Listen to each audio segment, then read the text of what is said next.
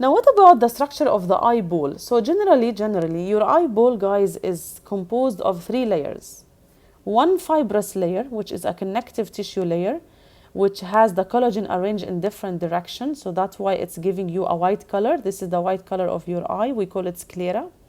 And in the front, you have 1/5, which is also connective tissue arranged in one direction. So they will make it transparent so that the light can come in and you can see. So the fibrous layer outside, it's the very first layer, okay, that forms the sclera, 4/5 of your eyeball, and 1/5 cornea. Deep to it, you have your vascular coat, everything that needs to bring you blood and stuff like that. What is the vascular coat? It's gonna be the choroid. You have something called choroid that has the blood vessels that won't stop to supply your eye. And then once you come anteriorly, you will find that you have the ciliary body, and then you have the iris. The iris is basically the colored part that gives the color of your eye. And a defect in the iris, a space in the circle of the iris, is what we call the pupil. So the pupil is basically nothing. The pupil is nothing. It's just the place where you will get the eye taken from different media into all the way inside to get into the retina so that you can see. So the vascular coat outside sclera and cornea, the fibrous, and then you have the vascular coat, which is choroid all the way until this area where you have the ciliary body, and the ciliary body has two parts, ciliary process and ciliary muscle, and we will talk about them. And lastly is your iris, and that iris is basically the part that gives you the color of your eye, and we have it in another video. And that will play with the amount of light that comes into your lens. And we've talked about the ciliary muscle as we proceed. The last layer is your retina. The retina has neural retina deep inside, and it has the retinal pigmented epithelium. So you have retinal pigmented epithelium, and that will be near to the choroid. So people laterally are darker in color because they have pigments, melanocytes. So that's gonna be the pigmented part that goes all the way to the front. And then you have the neural retina. The neural retina has non-photosensitive that goes all the way also to the front, and it has a photosensitive, and the photosensitive is only as much as you get to the ora serrata, and after that you cannot see. If you have light comes in front of the photosensitive part, you cannot see it. They don't have rods and cones, so you cannot process that light. And these are the coats of your eyeball. Once you get into the eyeball, you will find it filled with the vitreous humerus posteriorly behind the lens. The lens is gonna sit in the middle part here, and in front of that you have the aqueous humerus. All right, so aqueous humerus will be in front of the lens. All right, so these are the layers. This is how you will get to see what is behind the lens and what's in front of the lens. Behind the lens you have the vitreous humerus. In front of the lens you have the aqueous humerus, and this is going to be for nourishment and nutrition. And because you guys know that in the lens you cannot have those blood vessels, and in the cornea, so the aqueous humerus will take care of all transparent people here to give the nourishment and nutrition. And the cornea from outside, thanks to the lacrimal fluid, it will also nourish it from outside, because we need to keep them transparent for the processing of the eye, for the light. So again, this is just extension of what we just said. This is for you guys to have a recap, that we have a fibrous coat for protection outside, which is the sclera, and then you have the cornea. Then you have the vascular coat, which is having your nourishment and nutrition. You have the choroid, and then ciliary body, and then iris. So you have the choroid goes all the way, and then once you reach this part, you have the ciliary body, and then you have your iris here. They are all parts of your vascular coat. Iris is important because it will decide on the amount of the pupil itself, pupil constriction and dilation. And then the ciliary muscle and ciliary process, the process will give you nourishment, the aqueous humerus. And then you have the ciliary muscle that will be attached to the suspensory ligament, and that will change the shape of the lens to decide whether to do accommodation and look at a nearby object or a far object, and that is explained in a separate video. So you have the ciliary body, which is composed of both process and muscles.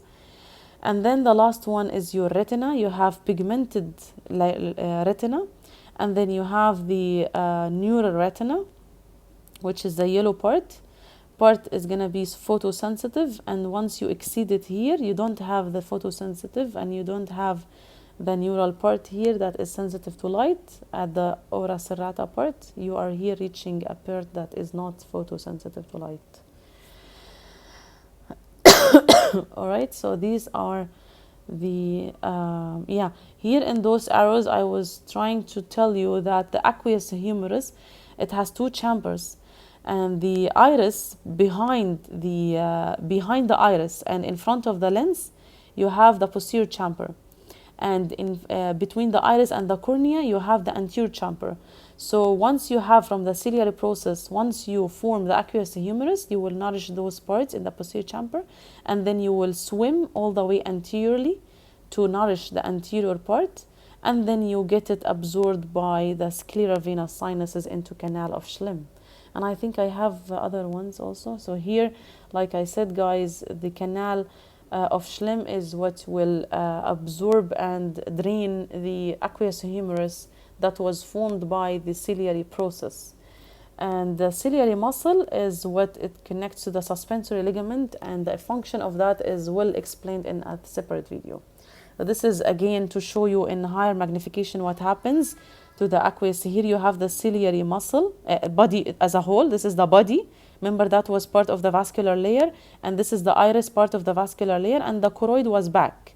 And this is your eye. This is you're looking from here. This is your lens. This is the cornea, the transparent pupil that will process your light here. Okay, cornea, lens is here. Choroid was there, and then ciliary body. And then you have iris. The iris is what makes all this colored part around your lens. All right. So what did I want to say? Okay, so the ciliary body, it has a process that will make you the aqueous humerus, and it has the process that will get attached to the suspensory ligament to change the shape of the lens. So once you form the aqueous humerus by process, it will be in the posterior chamber, which is between the lens and iris, like I said previously, and then it will swim anterior to fill the anterior chamber and nourishes all people in the front here, between the lens and cornea. And then it will take it all the way back by the canal of Schlemm. It's going to be all the canal. It's a canal that surrounds your iris. It's going to be a canal all the way surrounding here. This is part of it because the section here is different. And once you absorb, you will get it into the sclerovenous sinuses, back to circulation. Okay, guys? And I explained to you how the muscles of this thing is explained in a separate video. Okay, so if I have a problem with the drainage of my aqueous humerus back to circulation, remember it was coming from the posterior chamber to the anterior chamber. Posterior chamber or to anterior. If that is blocked, this canal of Schlemm, and I cannot drain it into the sclerovenous sinuses, it will build up. The aqueous humerus is going to build up, and that will cause high pressure in the eyeball. That pressure can affect the optic nerve. It can cause a lesion. The optic nerve, it can end up by having, God forbid, even blindness if it's very severe, and that will cause glaucoma. Okay, and it's going to be a progressive case. We talked about what happens in glaucoma as you lose peripheral vision, and it keeps on progressing as the problem left untreated. All right.